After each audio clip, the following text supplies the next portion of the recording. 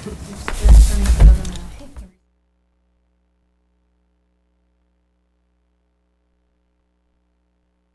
the Monday, November 25th, 2013 school committee meeting. This meeting is live and being recorded. We'll begin with the Pledge of Allegiance. Pledge allegiance to the flag of the United States of America and to the republic for which it stands, one nation, under God, indivisible, with liberty and justice for all. The Long Meadow School Committee maintains educational policies that foster continuous improvement by challenging and supporting all children in a safe and caring learning environment, enabling them to reach their highest potential and become productive citizens. Through effective communication and positive relationships, the Long Meadow School Committee will make informed decisions in the best interest of the students, the schools, and the Long Meadow community. Correspondence. There's no correspondence. Seeing no visitors, we'll move on to school committee comments. School committee comments. I just have one announcement. The Selectmen's Cup Food Drive will be taking place this Thanksgiving Day at the main gate of the high school football field. All of the canned goods collected will benefit the Springfield Food Shelter, and whoever wins, Long Meadow, will get a really nice trophy. So that's just an announcement that I was asked to make from Policy and Tenella. All right, moving right along into old business. There is no old business. So we will go right into the superintendent's report. Okay. I think everyone received the article from me. Good news that Long Meadow High School has placed 413th in the country as ranked by Newsweek magazine. Each of the magazines uses different criteria in terms of determining which schools are the best in the nation. They look at AP scores, SAT scores, the number of AP courses offered, and more. So we're very proud of our high school staff, students, as well as administration for really leading one of the best high schools around. I would rank it number one myself. So the principal search continues. We met with two finalists. I interviewed both of them extensively and have chosen to continue the process with only one candidate as a finalist. The one candidate is Tom Landers. He is the current assistant principal at Long Meadow High School.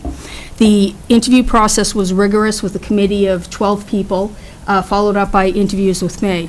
We were looking for someone that was knowledgeable about curriculum, that also understood the values and the vision and mission of Long Meadow High School.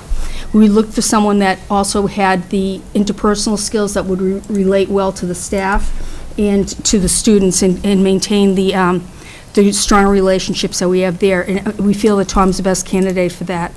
The second place candidate did a nice job, but he did not have as rich a portfolio as Tom did. So at that point, I decided not to bring him forward and just to proceed with Tom as our finalist.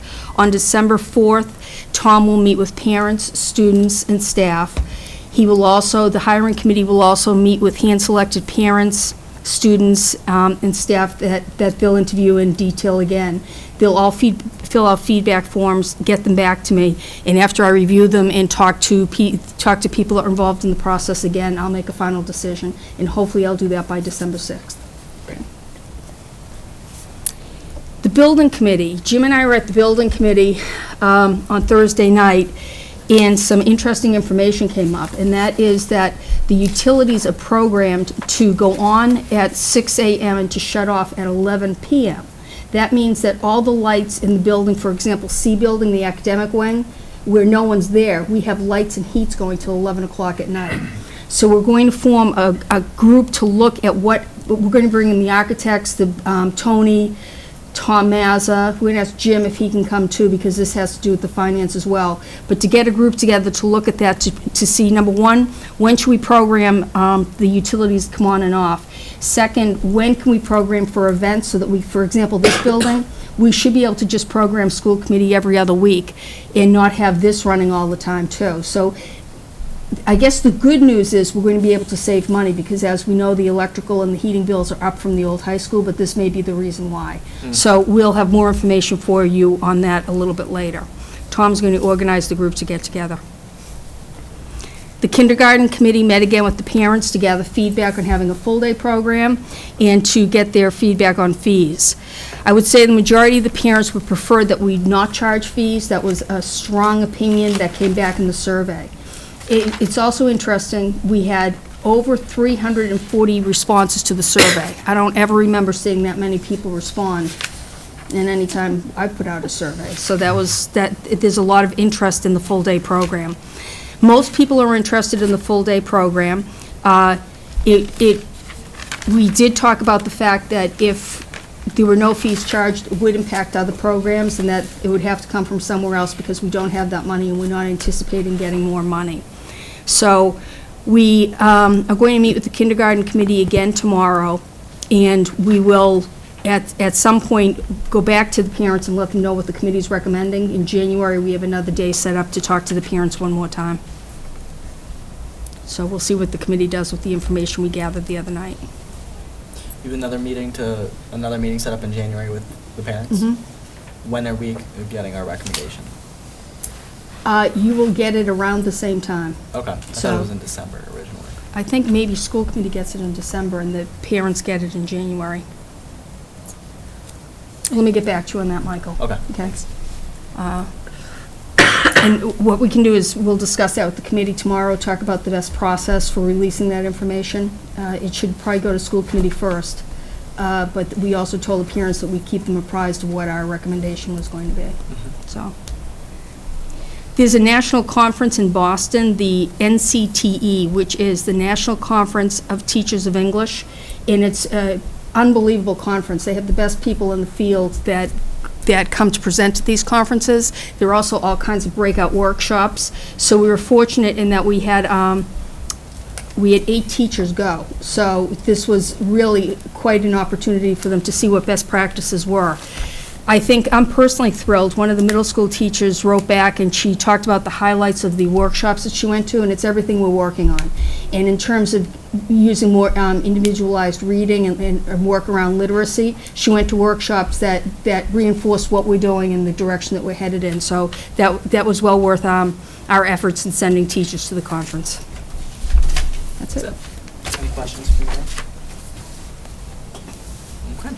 Moving right on to my report. I have a short report. Last Tuesday night, I met with the town manager. I met along with the chair of the Parks Board, Jim Russell, chair of Capital Planning, Dr. Metz, Ned Steiger, chair of the Finance Committee, and Dan Healy, as well as Steve Weiss, who's the chair of the Community Preservation Commission. Tom was there as well as Paul Pasterzik, and we met to preliminarily kind of discuss what the capital process would look like throughout the coming year and hear concerns from other boards. And while we did not have a whole lot to add because we're so good at what we do, we've already prioritized our wants and needs for next year.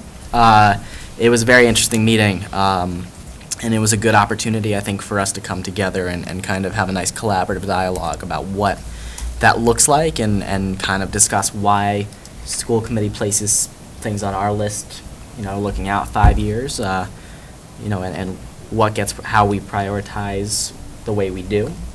And we heard some very interesting thoughts from Finance Committee and from Capital Planning about how they'd like to see the process go, and I think we're going to be having another meeting, so it was a good first step. And that's about it. Am I missing anything, Tom? Good summary? Good summary. So that's pretty much all I have going on. I did attend the kindergarten committee forum, which was pretty interesting, and looking forward to your recommendation. And that's about it. So, Joseph. I also have a very short report. Everything I talked about at our last meeting is still ongoing. I'm still optimistic about all the goals I set out. The only thing I had to bring to the committee was a question from a couple teachers. They requested a little bit more clarity on the one-to-one program that we had some discussion about at the beginning of the year. Sure. And what the plans were for 2014. I got questions too, don't worry. Okay. I still need to follow up with Mr. Birdie. Our goal was in January to start to let students to bring their own devices. Okay. We had all the meetings, and that was the conclusion that we came to, but now the next thing will be actually implementing that. Okay. So, Thank thank you you. for the reminder. I'll set up a time to meet with him. Marie, with that, are we looking at, things like Blackboard and, those type of, I know we're using Moodle right now for some stuff. Are we looking at, that type of integration to kind of put everything online that needs to be online rather than, putting course materials up online and really allowing students to do that digitally? I'd have to defer to Kevin on that, Okay. but we can certainly have Kevin come and talk about this and what it's going to look like as we roll out the plan. Okay. A lot of teachers are using Edmodo right now. Yeah. Moto? Mm-hmm. Okay. But Yeah. isn't part of that with Google Docs too, that the teachers have their access, kids have access to their classrooms through Yeah. Google Docs and all the handouts and everything are? Yeah, especially in the science department is big into the Google Docs. Each department is kind of going off in its own direction, and they're using what works. Like some teachers are using Edmodo, some are using Google Docs, some are using. I know that the PE department's using Moodle, Mm. so it all seems to be working. Liz? I just had a question. How, does every teacher in the high school use, some sort of device for homework? And if not, should they, is it mandatory for them to do it? To assign homework via technology? Well, to have, for example, instead of write your assignment, it's up in the corner of the board, instead go online in my website to see what the homework is. It's not yet. Yeah, the way it is now is it's up to the teacher. Okay, because I know from from going to a Williams PAC meeting that at Williams, I believe all the teachers are very organized and everybody has their homeworks online and everything like that. But then when they go to the high school, some teachers who don't do that, it's kind of like taking a step back in organization, I guess. And so I just wondered if. I think that will come as the technology comes in. Those are the next things that we have to look at when you're talking about platforms or how they're going to communicate that. Once that is a given that they're all using it, then the homework assignments online would make sense. Yeah. Okay. You're asking them to write out what the assignments are online, Liz? Is that what you're saying? Sorry, what? Sorry. I can't. I'm just sorry. Can you lean back? You're recommending that they write out kind of a summary as to what the homework assignment is each night or something like that? Is that what the idea is? A lot of teachers put their assignments for the next day online or on their website, and then some teachers who don't just write it on the board, and the student's responsible for copying it on the board into, what a notebook, and it's just inconsistent. I'd like So- to see that followed through with all the schools so that the kids are used to the same. Right. I don't know about used to the same process, but I don't know. I like the idea of them being Streamlined. online. Yeah. I like the idea of consistency. Consistency would be Yeah. nice. But Inconsistency comes, but it's one of those things that people would call messy. As technology comes in and everyone's skill set is different, and we're experimenting with different things like whether it's Blackboard or Google Docs or Edmodo, people are still learning how to use them. So I think that with time, that's going to come. But right now, all the teachers are in different places with their skill sets, so. Any other questions on that? So I think once we should start, once you meet with Larry, we should start putting together a timeline for, what an implementation is going to look like and bring it forward to this committee so we can prod away. Okay? Okay.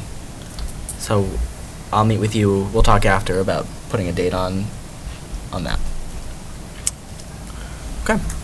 Michael, could we also take a minute to send our sympathies to Michael Frankel's family? Yeah. Michael Frankel is a father of a student at both the high school and Glenbrook Middle School, and we send our sympathies to the families on his sudden passing yesterday. Mm-hmm. Definitely. Definitely very, very tragic.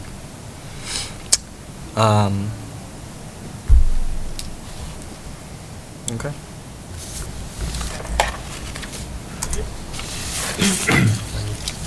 Finance. I did that last time too, didn't I? You did. All right, finance report.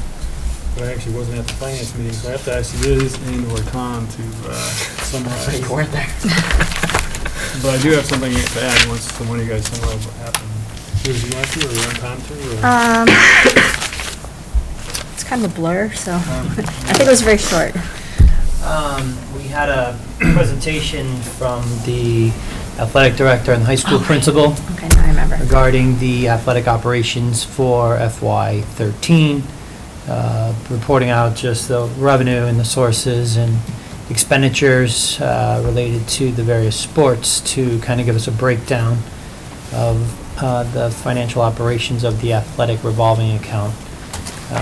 They ended the fiscal year with a deficit of about $22,000 or $23,000. So we wanted to kind of get more information and looking at what sports, how much they generate in user fees and associated expenses, and then things that might need to be funded but aren't regular annual operating expenses. For instance, uniforms aren't part of the operating costs on an annual basis. A lot of times they're supported by boosters and so on. So we received that information. We said that we'd expect it now an annual update based on what they provided this year for last year's program.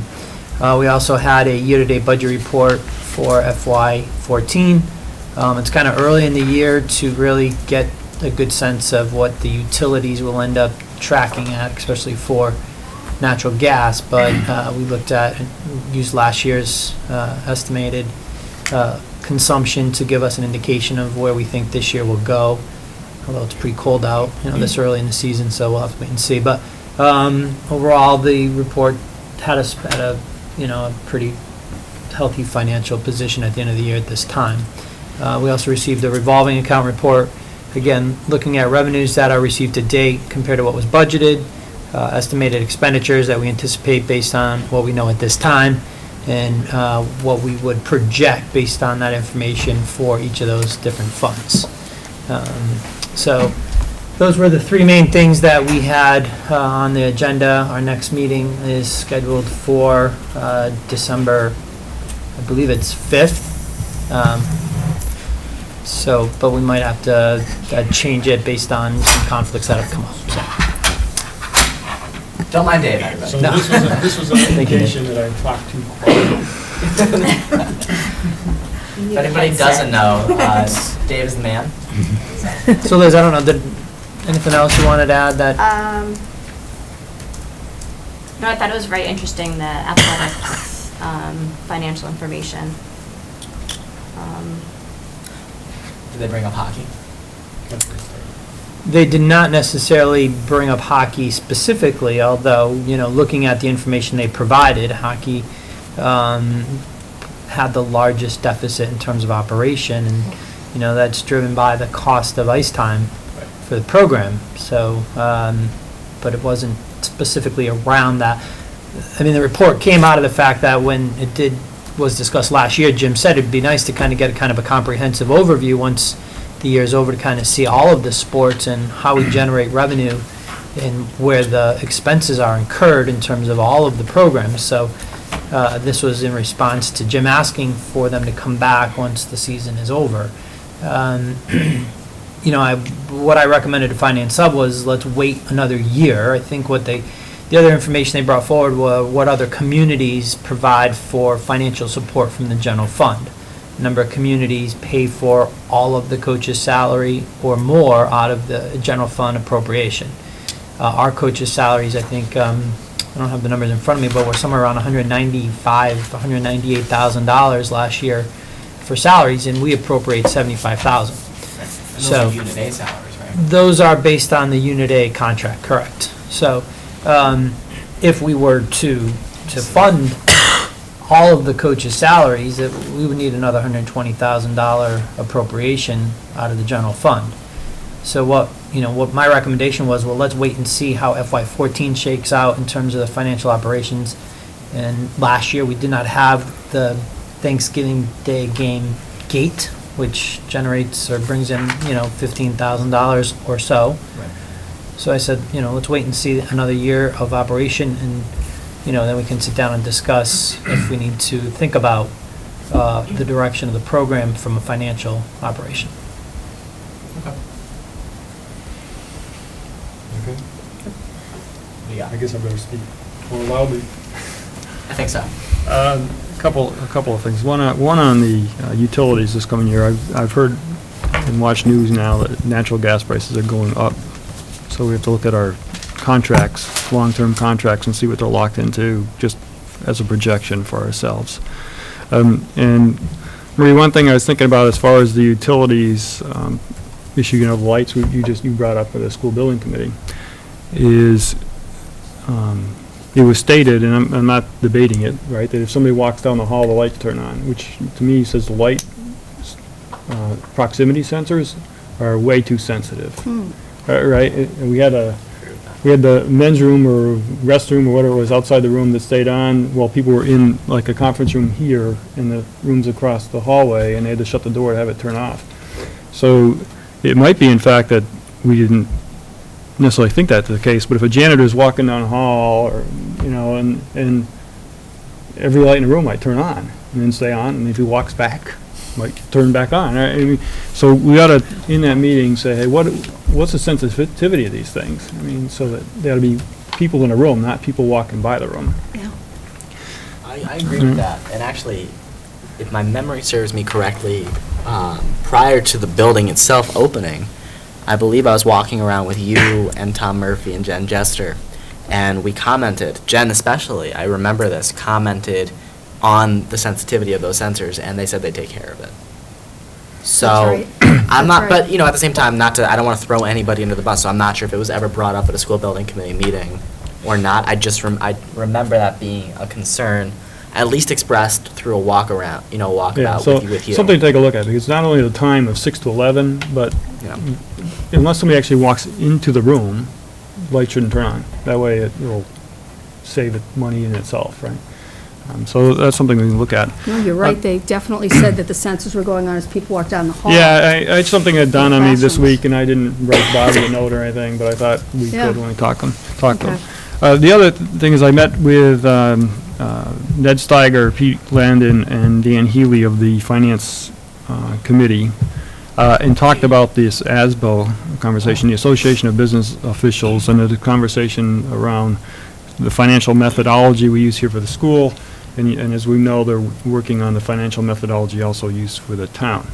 So when we went down through that, what we, if I just to remind people, the things we really had some heartache on was how do we do forward projections, because forward projecting is a big issue.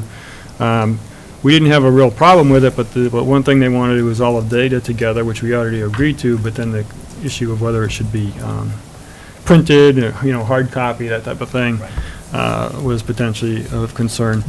And and then how do we actually project any growth and things in meetings?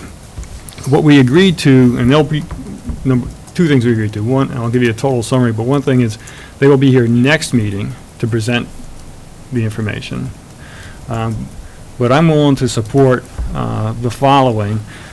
We already meet about 98% of the ASBO requirements. We've already agreed to take, hopefully I'm not talking too loudly in this thing now, we already agreed to take all of the information and get it into one area on our web page, right? So it would be all there, along with our strategic plan.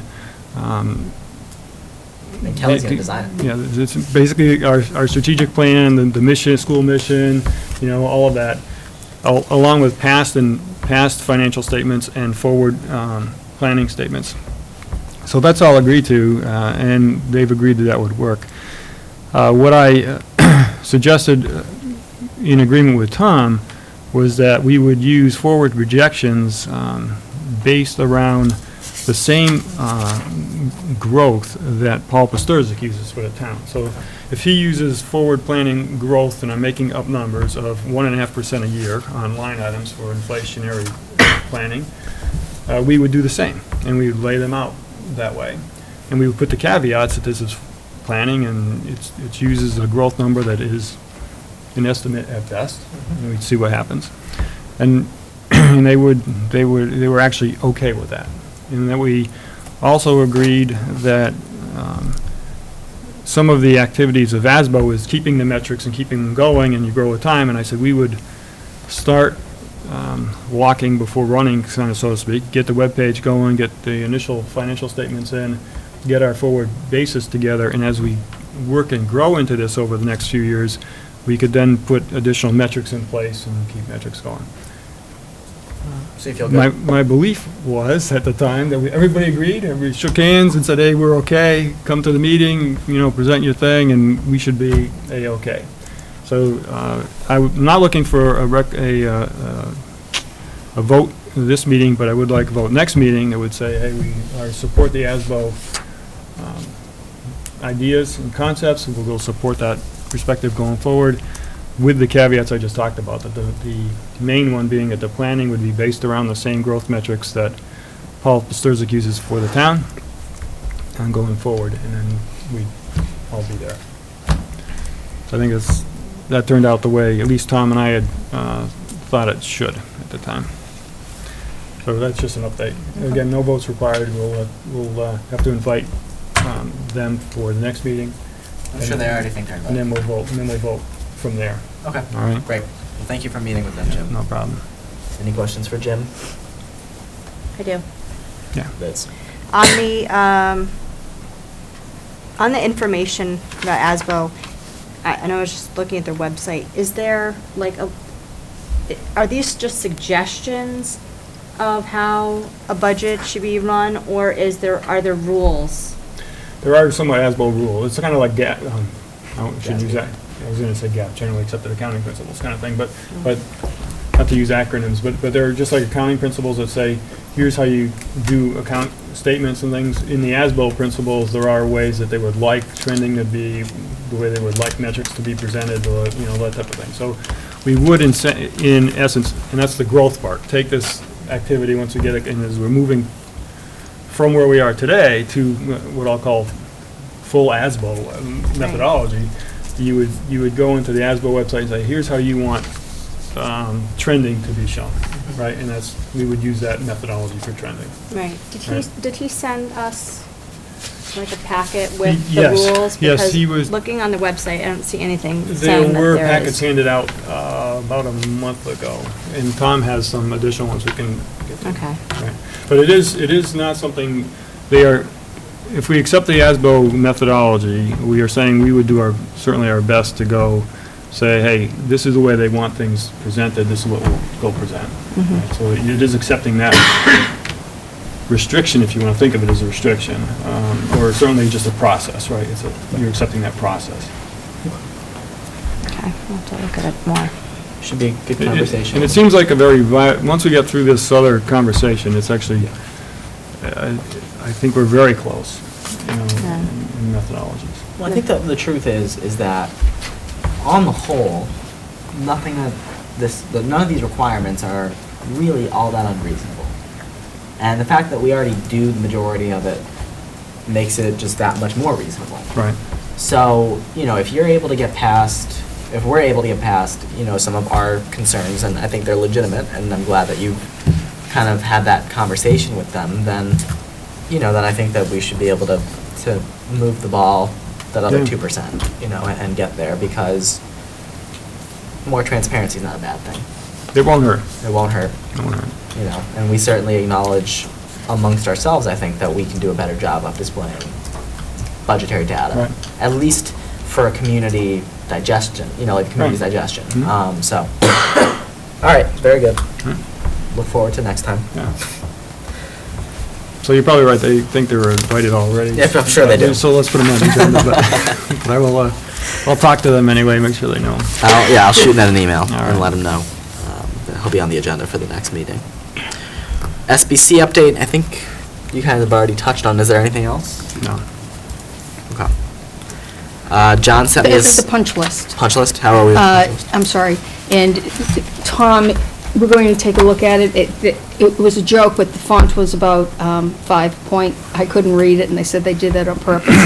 We laughed, but we need to look at that and make sure that we're on board. So we want to make sure that we have Kevin, Larry, get Paul and Tom, and get in a room and make sure that punch list is what we think is accurate. It's down to, I think, what, Jim, 2 pages, the punch list, from Yeah. inside? Yeah, as you said, it's small font, but it is decreasing in size, right? So there's no Dramatically. question, it is decreasing in size, and then it just becomes one of aging and the urgency of the items. When you scan down through the items, nothing on there really stands out as being, either very difficult or extremely important, except the fact that you want them done for a new building. I mean, but, as far as urgency, as far as for occupancy and making the building usable, it doesn't seem like anything's that dramatic at this point. And we've seen some really good progress since Yeah. September when they were here. Very good. Kevin still has information that somehow doesn't circle all the way through, even though he reports that there's still things happening with the security system in terms of acting the way it should. When there's a fire drill, the doors shut appropriately, and when there's a lockdown, the doors don't shut appropriately. So they need to be programmed differently. So it's things like that we need to get in a room and make sure that all of that is taken care of. It's comforting. I've noticed in the last 2.5 weeks that they really ramped up doing those kind of things. They finally fixed the PA system. They've been fixing a lot of the tiles that were from cracks, and so Good. I think Excellent. we're in the halls. I've noticed an improvement in the last 2 weeks. Great. I think a lot of the stuff is down here at this point, right?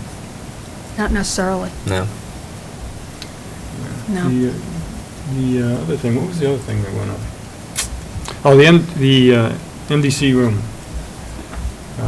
As far as, it's now, we've got an agreement. We've got an agreement on how to fix it. Basically, Kevin recommended that we utilize a system that he had already been utilizing to cool the racks, and it's basically 2 independent cooling systems that attach to a rack and close the cards, have a separate air conditioning system, 2 of them, one provides redundancy. Cools the racks, takes the hot air, ejects it into the boiler room actually, and then the other air conditioner just cools on the room. So we got concurrence to go do that, so we should be off and running. We shouldn't have to hear about this anymore. Very good. Hopefully that's done. Well, thank you for all your hard work on this. It was Our Kevin who pleasure. did that, Yeah. so we'll thank Kevin for that one. It's something we already own, actually part of, so that actually is even nicer, Right. right? And we have experience using, so. Perfect. Great. So, legislative, John did tell me what he had for legislative. He said it's business as usual in Boston, and he left it at that. So that's legislative. Green? Okay, a couple things. About 2 weeks ago, Megan Schwartz and another teacher and a couple students went to the MRF, which is the Massachusetts Recycling Facility? It's the Materials Recovery Facility, okay. They had they have a meeting every year to honor those who recycle, and they had a great time and learned a lot, and met with a bunch of students who do a presentation, so Megan thought maybe she could get them to come to the high school. We were also thinking about applying for a LEAF grant for recycling equipment. We're in the process of sending all of the busing that do our schools some idling letters because they are unaware that they're not allowed to idle on school grounds. I've sent a holiday recycling letter out to the schools through PTOs, PACs, and just basically it tells you what you can't recycle out of holiday paper and boxes and things like that. I think it's important that you know. And if you have any questions about that, look at your PTO PAC website. We also, at our meeting, Arlene, we did a little dumpster diving at the high school, and because the custodians have been saying that the dumpsters have been really full, and they found tons of bags of styrofoam trays, which hopefully will be gone soon, and also tons of bags of paper that could have been recycled. So I think we need to follow up on that and hopefully find the mystery of why paper's not getting recycled, or maybe even emailing teachers to remind them, students to remind them where they should properly dispose of or recycle. Very good. Anything else for Liz? That's it for now. So which one of you went dumpster diving? Arlene did, but I have been. All right. It's fun. Op sub? Nothing more. Oh, I do want to say to you guys that town meeting did reject the funding allocation for the DPW organizational study. And so it would be worthwhile to reapproach the town manager, and I'm happy to do that for you guys. I can send him a note, that's easy. Approaching somebody's easy. Getting something done is harder. Yes. But we'll see what happens. So now he's got no excuse. Seal? Nothing. Collaborative. Oh. John said that things are going well at the collaborative. It's pretty much business as usual. And he said that the audit is done at the collaborative and that everything looked good. So, nothing to worry about there. Good. Especially, Very good. especially knowing the scrutiny that collaboratives are under, that's good to hear. Middle school working group? No. Nothing, okay. Policy sub, do you want to come back to that in a second? Or do you actually, we don't need a kindergarten committee update because you already gave it, so let's just go right into. Okay. I'll just read this. The policy subcommittee has met and reviewed the feedback for 4 policies posted to the district's website to solicit public input. One's not ready to come yet back for approval, however, we have 3. We have policy JICFB, which are bullying prevention. GCIE, which is our sexual abuse training, and EBC, which is our emergency plans. They're presented again here for final draft. Great. Review and approval. Great. Do I have a motion? I make a motion. I move on the recommendation of the policy of subcommittee that the school committee approve policy file JICFB, bullying prevention, file GCIE, sexual abuse training, and file EBC, emergency plans as presented. Second. A motion and a second. Any further discussion on these?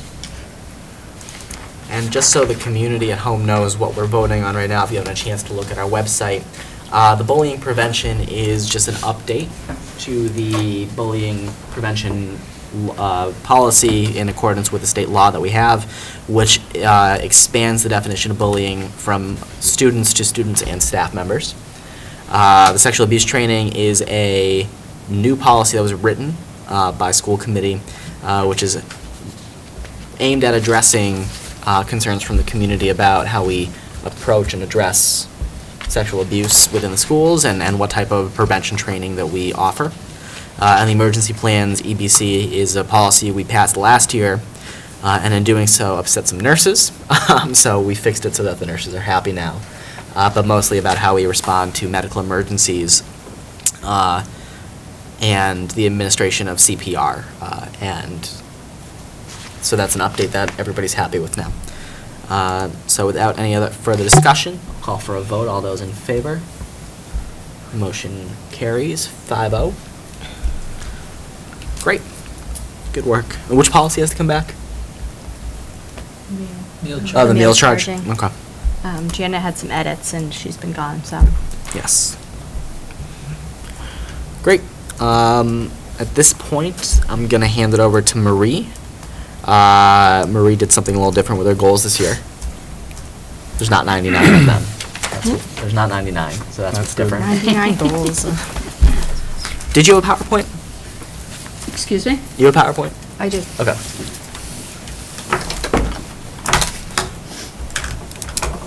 I did put my report at each of your seats, and I emailed the PowerPoint as well as the report to you right before we came in, so.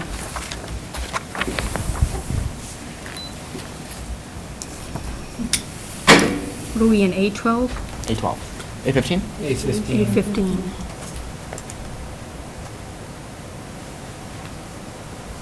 Come on.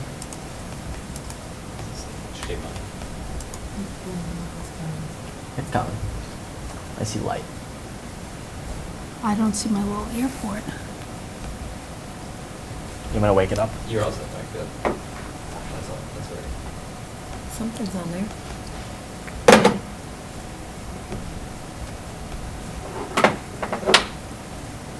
Do you know why I don't have the You should airport? see it now. I just have to wake it up a little bit. Pick Netflix. Yeah. What are we watching? Joseph knows. Where are the mirrors? We'll get me through this.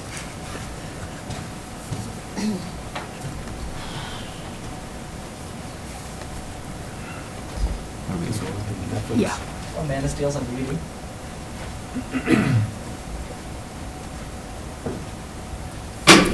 Thank you very much.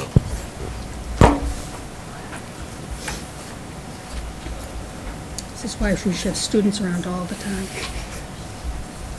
Okay. They're gonna run that help desk when we do that one-to-one. Absolutely. All right, these are my performance goals, and I apologize for being a little behind time with them. We definitely have them on the calendar for a mid-year review at the end of January and for a final review in June, so that even though this is the first time you're seeing the goals, several of them are already underway and we're acting on them. The first thing is that we're looking at SMART goals. They need to be specific and strategic in terms of being able to identify exactly what's going to happen.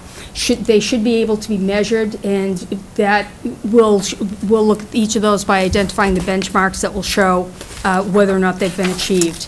Action-oriented, you should be able to see what I'm doing, exact actions, and that we have key actions under each of them that will show you what those activities are.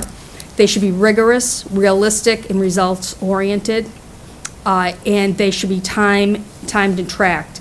The thing about these goals as opposed to the strategic plan is that they should be achievable within 1 year. The Department of Elementary and Secondary Education has broken it down into 3 areas where we're to have goals. The first is instructional leader, the second is professional practice, and the third is district goals. The DESE recommends 1 goal under instructional leader, 1 goal under professional practice, and 2 goals under district goals. I did 2 goals under each of them, so I have a total of 6 goals. The very first one is instructional leader, and this is probably the most important thing we do, because the job of superintendent really is to make sure that students are learning, getting the best educational possible, and to raise achievement.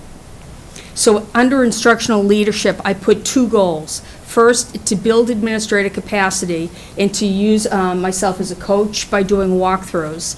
And then the second is to recruit, hire, and mentor a new assistant superintendent for learning. And we found an outstanding assistant, so we're in good shape there.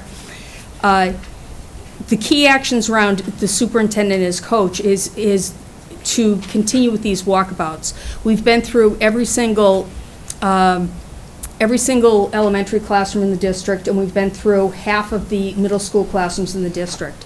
When we do a walkabout, I bring the elementary principals to all the different schools at the elementary level, and the middle school principals join together at the middle school. We've also visited some at the high school as well. That's more onerous given the size of the school. The goal is to go in, to observe what's happening, to look at what students are learning, to talk to some students about what they're working on. Afterwards, we debrief and we talk about what we saw. Did we see balanced literacy going on? Did we see students who are achieving? Were all students engaged in what was happening in the class? Were we using the programs that we've invested in, that we've done staff development, or were other programs being used? So those are the types of dialogues that we have back in the office after we do a series of walkthroughs.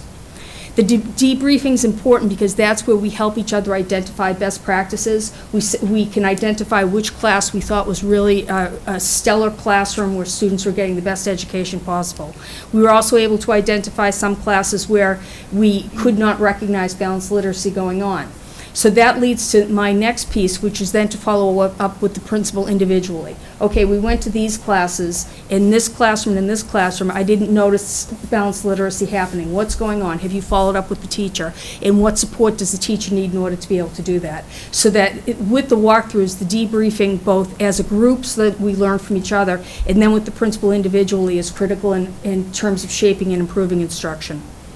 The next piece is that we're aligning our professional growth courses. Those are the courses teachers take after school to what teachers need. We've added more literacy courses. Kelly's added math courses. We have technology courses. But everything that we're working on in the district should be in that course booklet to make sure that those offerings are there for our teachers. And then the cycle repeats itself. It's my goal to do 3 walkthroughs of every single elementary and middle school class and as many as we can at the high school. I just have a quick question. When you say that the principals, like all the elementary principals, tour each other's schools, do you have the elementary teachers tour the middle schools and the middle school principals tour the elementary schools so they can sort of see where their kids are coming from and then where they're going? And We will at some point, but we've just started the walkthroughs, and it took us a good 2.5 months to get through the elementary classes right now. In the middle schools, were not as time intensive, they were easier to get through. But once we are sure that balanced literacy is happening and we feel that we've seen a good variety of that going on, then we can begin to bring different grade levels to different buildings to see what's happening. But that's definitely part of the plan down the road. I think we should also look into middle school principals touring the high school. Absolutely, absolutely. See what's happening up there as well. The benchmarks, again, this is what you should see if I've accomplished my mission. You should see that the walkabouts are scheduled and completed, that that feedback's been given to principals. You should be able to look at the professional growth syllabus and see what courses are being offered to see that they're aligned with our goals. I should be reporting on unannounced observations of administrators, that I drop in, I see how they handle a faculty meeting, how they maybe handle a parent interaction, things like that, to give them feedback that way too. And then finally, there should be an increase in student achievement as measured by the BAS, the new Ames Web, and in the MCAS. When would you see that, Marie? The end of the year. So end of next year? Right, so when we get that data at the end of the year, beginning. With Ames Web, Jim, we can see that at any time because that's going to be given more frequently, and the BAS is given at least twice a year, and I'm hoping that we'll see that used more often too. I just want to make sure that the metric's going to be available for conversation, otherwise it isn't effective. So if it's going to be available, that's great. Okay. When does the MCAS come in? Yeah, we'll have to try and align that final report to see if the MCAS is in, but we will have the Ames Web data and the BAS data. Okay. Marie, has Ames Web begun in the class? Kelly's done training. She's trained the super users, and she's met with teachers. The elementary teachers have decided to adopt it. It's being used in some classrooms. Kelly, would you like to add? Yeah, so the super users have piloted the tools. We've selected the exact measures that we'll implement at each grade level, and we'll launch district-wide in January. That's all computer-based? No, actually, it's primarily paper-based, but the scoring and the data storage and data analytics are all online. Okay. Thank you. Okay. Then next, in terms of hiring Kelly, the process began with making sure that there was a committee in place, that we had done research, we had interviewed several candidates, as well as done site visits. After that, with Kelly coming on board, we went around to meet all the staff so that Kelly had a chance to have face name recognition and that they got to know her. She's part of the team where we visit classrooms and we're working on good instruction and making sure that we're philosophically aligned. It's extremely important that Kelly and I are on the same page, because if we're not, the teachers will be frustrated because there'll be mixed messages there. So I think we've been doing a really good job of talking things through and making sure that we're on the same page. Especially, it's a challenge coming in new with a staff that's in the midst of staff development. What are their needs and what do we need to provide for them?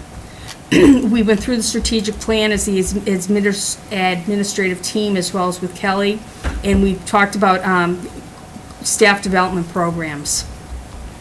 I've looked at all the staff development plans, and we're monitoring staff feedback. For every single staff development program, they're given a feedback sheet so that we can see exactly what they're saying. The feedback sheets have been overwhelmingly positive. The one thing that the staff laments about right now is that we switched vendors, And they're doing the same thing, but I think the staff may have been a little confused in switching vendors that we were doing something new, but we're not. So we've been clear about that. And I'll talk about that with the communication piece in a few minutes, because we're going to try and increase communication across the board too. And then finally, meet with principals and assistant superintendent to conduct frequent assessments on staff development. We have been meeting with the principals to talk about what's going on. How are the teachers responding to that? Are you seeing results in the classroom? What do you need from us? The benchmarks that you should see, there should be continuity in staff development from FY 12-13 to 13-14. When we show you our plans, you should be able to see that there haven't been gaps and there's not a change in the course on which we're headed. The feedback sheets we can show you that show positive reviews from the staff. And again, if there were sheets that did not give positive feedback, that would mean that we'd need to make an adjustment, and you would see that as well. The administrative team meets, and again, the benchmark is them giving positive feedback, saying that their needs are being met as well, and we should see this resulting in an increase in student achievement. The result of good staff development is that student achievement, there should be growth, and again, we can use BASS, Ames Web, as well as the MCAS. Jim? Where would we find, or will we find anything that talks about bringing Glenbrook and Williams more aligned as far as curriculum and student achievement? It's interesting you ask that, because I am asking Williams and Glenbrook. We've sat down to talk about them, and Kelly, Tom, Sue, and I today were talking about the need for similar schedules, because the schedules is one of the reasons why the curriculum is a little bit different, so that would change that. So we were talking about that. We have to meet with the principals, but will you see it in here? You won't. It's part of the strategic plan, but part of the way the new evaluation system goes is you take specific goals, you don't do them all. But if you'd like that in there, I certainly can put it in somewhere. I don't know if it should be in there right now, but it's something I've mentioned in the past 3 years I've sat here. And I know that nothing's happened in the past 3 years, so. It's happening this year. When do we actually start doing something with it? I mean, it's something that may not bother most people here on this board, but it bothers me intensely, because I don't think we should have different experiences for students depending on which school they go to here in town. And I'd like to see something that starts bringing those two schools together. We're talking about the intervention plan and the need that the middle schools have to schedule time in order for us to give support to kids, Tier 2 instruction through RTI. That's going to mandate a schedule change, and so I'm proposing that the principals come up with the exact same schedule. When they have the same schedule, it will mean course will be offered the same way as well as other classes. So we're in the midst of having those discussions right now. Maybe we can just revisit it then a little bit later. Sure. I don't think we necessarily need to, I'm not recommending any changes right now. I am recommending that we do something for the strategic plan that brings those together. I don't know where it belongs, though, and so I don't have a suggestion there. I just know we need to start somewhere.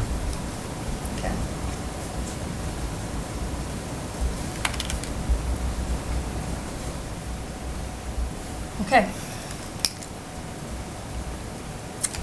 Professional practice are other things that I do to enhance the system and to make it a good place to work, as well as for us to be performing to the best of our abilities. There are two goals that I'm looking at. The first is to conduct a study on the need for full-day kindergarten, and the second is to increase communication throughout the district. The key actions for the full-day kindergarten program, first I reviewed the literature to look and see what was happening, as well as looked at state trends, what was going on throughout the Commonwealth. I met with teachers to ask their opinions. They felt strongly there should be a full-day program. They feel like there's too much curriculum to cover within a half day. Next, I formed a kindergarten committee that includes school committee, parents, and teachers. We've met with the parents twice now. And another thing that needs to be done is to develop an anticipated budget. The next phase also is to meet with the administrative team to review the budget implications and to develop a budget and to identify whether I recommend that we charge fees or that it comes out of the budget. Also, we've kept the press informed throughout the process so that this is being shared with the community, so there are no surprises.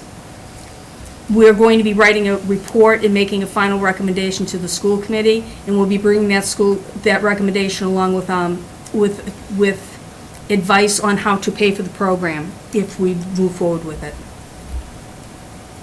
We've had weekly meetings for the most part with the kindergarten committee. We have had 2 of the 3 parent forums. We have a 3rd one scheduled. We will produce a written report. We will develop a budget and identify the funding source and bring a recommendation forward to school committee. Goal 2 is to increase communication throughout the district. This is something we talked a lot about at the end of last year. It seemed like an area on my evaluation where I could be stronger. So I was thinking about how I might do that. I think one easy way to do it is to take the bi-weekly school committee reports and just maybe add a little bit more information to them and put those out to the community. It can go out to staff, parents, and school committee as well. Also, I will meet with the administrative team, review my memo to make sure that all important information is communicated so that I can also share the highlights of each of the schools as well. The benchmarks will be the newsletters that are disseminated. The information is inclusive, and the staff reports that they are aware of what is happening in the district. Okay. And then the district goals. The district goals really come from the strategic plan. So I took a look at the strategic plan to review what our priorities are, and these are the 5 goals from the strategic plan. Have all students learn at high levels, improve as a learning organization, integrate technology to promote digital citizenship, cultivate community connections, demonstrate fiscal responsibility. What exactly does digital citizenship mean? Using technology appropriately for good purposes and not bad. Okay. It's also hate crime, not using it for hate crimes or breaking into someone's email, etc. Okay. Okay. Thank you. Yep. 2 district goals were chosen. The first, to improve literacy achievement, and the second, to integrate technology and promote digital citizenship. The actions is to continue the staff development and balanced literacy, which is ongoing, and to provide more staff development and teaching literacy to middle school teachers. Again, we did send some of the teachers to the conference, and they're now definitely on board with the direction that we're headed. We want to provide time for teachers to observe one another, and Kelly's been working on setting up lab classrooms. A lab classroom is where somebody volunteers to actually teach, and people may come into their room and watch them teaching. So the purpose of that is to go in, observe good practice, then conference afterwards to talk about what you saw and how it raises student achievement by having good teaching. We also want to provide training on AimsWeb. It's been introduced now. We have people training to use it. We have some people already beginning, and as Kelly said, there'll be a January rollout. And then the key actions, we need to monitor the data to make sure that student improvement is happening throughout the year. We also are implementing the RTI for students who do not progress. We need to use that data to make sure that they are identified and getting into support. Jim, that's where the conversation came with the middle schools, because if you don't have time in your schedule to offer the support, then you can't do RTI. So that is going to force us to look at doing things differently in our middle schools. Right now, William has time to put the support in, and Glenbrook doesn't. So that's our next conversation with the principals, is around a joint schedule. Monitor the number of students who go to RTI and graduate. That's one thing that in the past we've sent students for extra help, but it doesn't seem like they come out of extra help, they continue. So we're going to monitor how many go in, how many actually can graduate, and then how many, instead of graduating, end up in special ed, to see how effective our RTI program is. We will know this is achieved through an increase in student achievement on the MCAS. Individual scores will increase in literacy as shown by AimsWeb and BASS. There will be a reduction in the number of referrals to special education. And the schedules, that means middle school schedules will change to allow time for intervention. District Goal 2, integrate technology and promote digital citizenship. I didn't want to let this go because now that we have the equipment in the buildings, people are really beginning to use them. So this is the time that we should see the focus shift from just getting technology to the integration into the curriculum. So that's what the goal is, to continue that training. And when we do walkabouts, I'm going to keep track of how many classes I see using technology so that I can actually tell you what % of teachers are using technology to integrate it into their lesson plans. And then the super users are being trained so that they learn the key programs and they go back to their buildings and train teachers within their building. You'll know this has been achieved by seeing a technology fair. It's going to be held, I believe, in May. We're going to have students and staff from all over the district participating in a technology fair where they'll come and show you how they're integrating it with the curriculum. Also, teachers will successfully use Ames Web to assess student progress in literacy by using the computer components. The goal I have is at least 75% of classes observed will use technology and have it integrated into their lessons. And then finally, BYOD will be introduced into the high school. So again, the summary. The DESE recommends 4 goals. My plan has 6 goals. The goals are SMART goals because they should be measurable and timely. We will do the midterm review in January and the final review in June. Okay, so do you have questions or feedback? I have a quick one. I know that we're measuring student achievement with the MCAS, but I know that some of the classes have been selected to do the park. Yes. So how is that going to affect us being able to measure our students' achievement from last year to this year and to the next, if half of them are taking park? We've been talking about that, and we have an option of whether or not our students take the MCAS because they're piloting the park. And we talked about the fact that we could get 1 more year of data if we had them take both tests. The problem will be it's a lot of testing. Okay. So the choice, and I'm happy to receive feedback on that.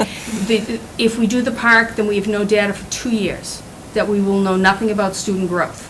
And if we do this 1 more year, then we'll at least have, see some student growth, and we'll know if the students are improving. But it's a lot of testing. What do you think, Kelly? I think the growth data is really important. I think, the teachers and the administrators have put so much time and effort into really monitoring the data and putting interventions in place.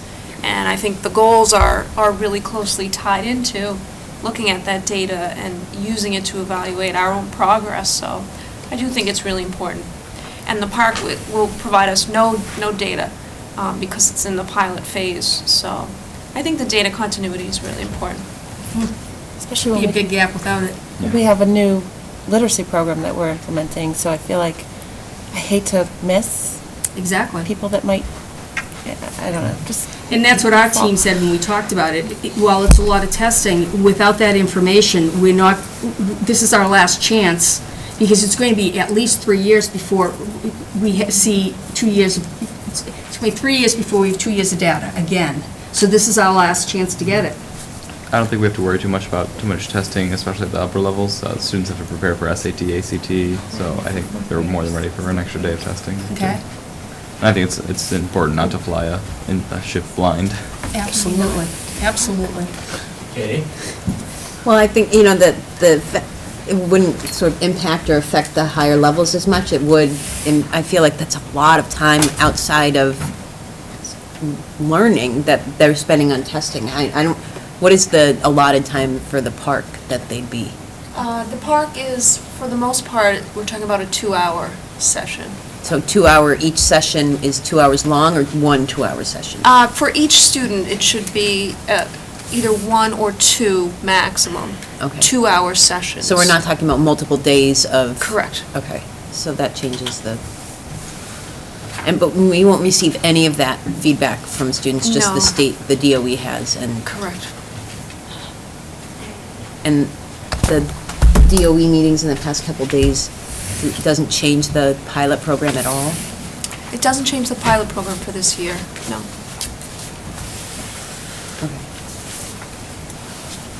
That's why it's important to have Ames Web and Bass, and we need to look at other assessments, our internal assessments around math, because there have to be ways to monitor. That's going to be a long time without any kind of statewide information. And we really need normed tests so that we're seeing how they compare locally, state, as well as nationally. Ames Web will do that for us, but we're going to have to develop some things in math because that's going to be a long gap without data. So we won't receive any data, well, from math? We'll still have the MCAS data, but we just won't receive. For one more year, if they take the test, we have one more year of data, and then we don't get information. It will take 2 years to get information. Okay. So Ames Web is literacy only? Or is Literacy and Ames- math. Oh, it is literacy and math. So we have BAS for literacy, and we have Ames Web for literacy and math, and that's a written test. And then, and how long are those tests? Well, they actually vary, and some of them, just to be clear, some of them are written, and then some of Okay. them are actually oral reading assessments.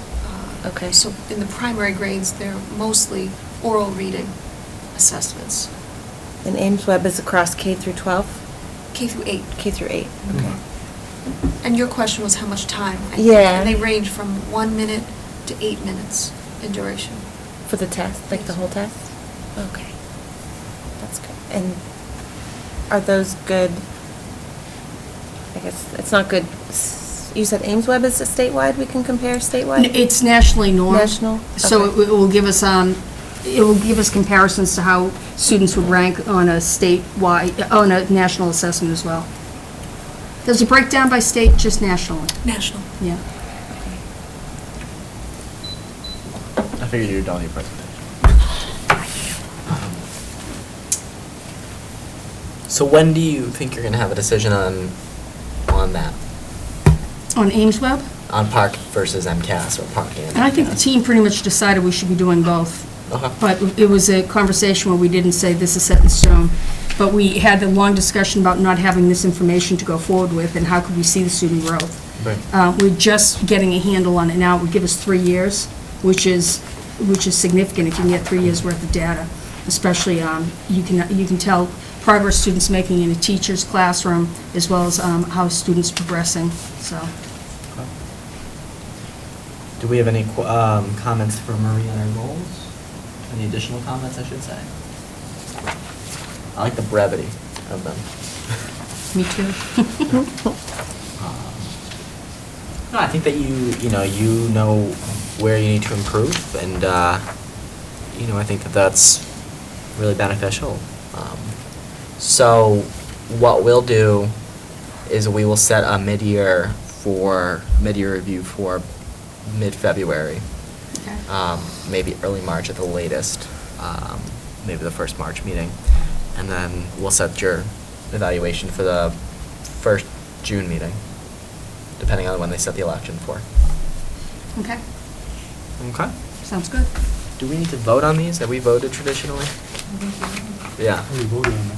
We voted on that. Yeah, I believe so. So we don't, I think it's just an update like that. But we haven't voted on her goals yet. We need to vote on her goals. Are we comfortable? We do? I thought we did. I think we have in the past. No, we haven't voted on hers yet. Oh, I thought We voted on. Okay. That's why I'm confused. So, we need a motion then? I move that we accept the goals as presented. Okay. A motion, do I have a second? Second. I have a motion and a second. All those in favor? The motion carries. All right. Thank you. Wonderful, Marie. At this point, I will move to the approval of warrants. Can we go first, or? You can go first. I move that we approve warrant batch number 2203 of the General Operating Fund fiscal year 14 dated November 27th, 2013, in the amount of $740.03.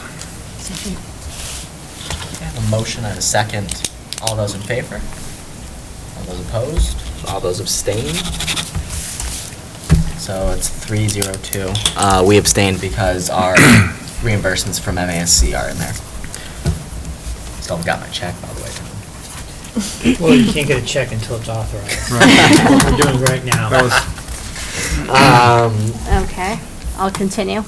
I move that the school committee approve the warrant batch number 2202 of the special revenues and grant funds dated November 27th, 2013, in the amount of $4,034.50. Do you have a second? Second. A motion and a second. You guys down there, I'm gonna separate you. All those in favor? Motion carries. Okay. I move that the school committee approve the warrant batch number 2201 of the school lunch fund dated November 27th, 2013, in the amount of $643.76. Second. A motion and a second. All those in favor? The motion carries. Great. And one more. There's one more? One more. A lot of warrants tonight. Yeah. I move that the school committee approve the warrant batch number 2200 of the general operating fund dated November 27th, 2013, in the amount of $652,883.93. Second. A motion and a second. All those in favor? Motion carries 5-0. Great. Moving right along. We have a consent agenda. Can I have a motion on the consent agenda? I move on the recommendation of the superintendent that the school committee approve the consent agenda for the November 25th, 2013 school committee meeting as presented. The motion. Second. A motion and a second. Any further, well, no discussion on the consent agenda, so all those in favor? Motion passes 5-0. And finally, can I have a motion on the minutes from November 12th? I move that the school committee approve the minutes for the November 12th, 2013 school committee meeting as presented. Second. A motion and a second. Any discussion, corrections, amendments to the minutes? Seeing none, we'll call for a vote. All those in favor? The motion carries. Great. At this point, we have no other business. Is there anything else anybody wants to bring up? Okay, we'll be back in December. Thanks very much for joining us. Can I have a motion to adjourn? Yeah. I got a motion. I need a second. Second. Motion and a second. All those in favor? Everybody have a great Thanksgiving.